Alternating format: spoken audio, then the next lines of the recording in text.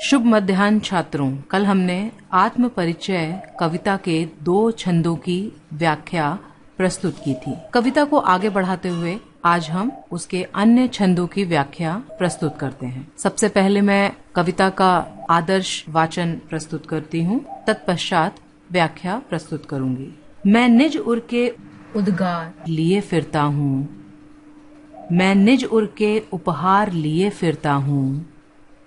है यह अपूर्ण संसार न मुझको भाता, मैं स्वप्नों का संसार लिए फिरता हूँ। मैं जला हृदय में अग्नि दहा करता हूँ, सुख दुख दोनों में मग्न रहा करता हूँ।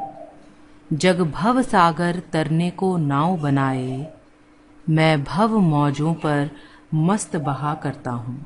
यहाँ उर से तात्पर्य हृदय से है, उद्गार से तात्पर्य हृदय के या दिल के भावों से है, उपहार का अर्थ भेंट है, भाता से तात्पर्य अच्छा लगने से है, स्वप्नों का संसार से तात्पर्य कल्पनाओं की दुनिया से है, दहा का अर्थ जलने से है, भव सागर से तात्पर्य संसार रूपी सागर से है, संसार रूपी समुद्र से है, तरने से तात्पर्य पार करने से है और मौजों से तात्पर्य लहरों से है। इस काव्यांश में संसार के प्रति अपने विचारों और भावनाओं को कवि ने अभिव्यक्त किया है।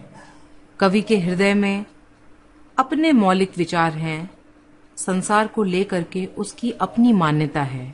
वे उन्हें व्यक्त करने के लिए हमेशा व्याकुल रहते हैं। उनके पास संसार को देने के लिए अनोखे और अनुपम उपहार हैं और वे उन्हें संसार को भेंट कर देने के लिए उत्साह से भरे हुए हैं। कवि के सामने जैसा संसार है उसमें उन्हें अधूरापन दिखाई देता है और यह अधूरापन, इसका कारण यह दुनिया उन्हें अच्छी नहीं लगती। वे दुनिया के अधूरेपन को दूर करना चाहते हैं। उनके मन में एक नए और संपूर्ण संसार के बारे में बहुत सी कल्पनाएं हैं। कवि चाहता है कि अपनी कल्पनाओं को साकार कर इस दुनिया को वह और भी बेहतर बना दे।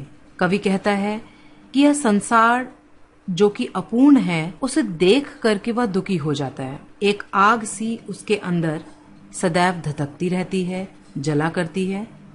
इस आग को जलाने वाला कोई और नहीं है, स्वयं कवि है। अर्थात हम जैसा चाहते हैं दुनिया है तो वैसी, और वैसी ही दुनिया को स्वीकार कर लेने से कवि चैन से भी रह सकता है। पर उसमें बदलाव लाने की इच्छाओं ने कवि को व्याकुल कर रखा है। उनके जीवन में अन्य लोगों की तरह ही सुख और दुख दोनों ही है, पर कवि सुख में अहंकारी नहीं होते हुए और दुख में विचलित नहीं होना चाहता। इस तरीके से हम कह सकते हैं कि दोनों ही स्थितियों में कवि मस्ती का अनुभव करता है।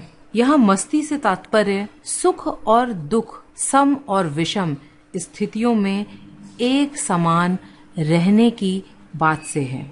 कवि कहता है कि लोग संसार रूपी समुद्र को पार करने के लिए नाव बनाना चाहते हैं तो बना सकते हैं। वे किसी नाव के माध्यम से मोक्ष को पाना चाहते हैं तो पा सकते हैं। छुटकारा पाना चाहते हैं तो वे इसके लिए पूर्णतः स्वतंत्र हैं।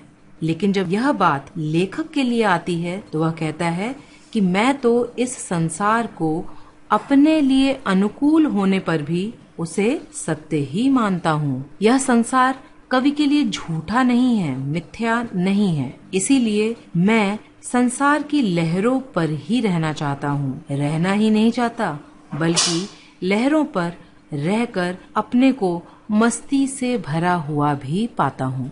कहने का तात्पर्य यह है कि इस संसार में सम या विषम परिस्थितियों के आने के बाद भी लेखक कह रहा है जैसी भी स्थितियां आए, जैसी भी परिस्थितियां आए, उसको वह खुशी खुशी स्वीकृति देता है, स्वीकार करता है। अब हम बढ़ते हैं काव्य सौंदर्य की ओर। जैसा कि आप सभी जानते हैं, काव्य सौंदर्य कवितांश में पाए जाने वाले रस, अलंकार, भाषा, भाव आदि के चमत्कार को कहा जाता है। कभी कभी इसे पद सौंदर्य, पद लालित्य, पद सौष्ठव भी कहते हैं। इस काव्यांश में शांत रस है, भव सागर और भव मौजों में रूपक अलंकार है। काव्य की काव्य भाषा खड़ी बोली हिंदी है और भाषा में प्रवाह और प्रभाव दोनों ही हैं।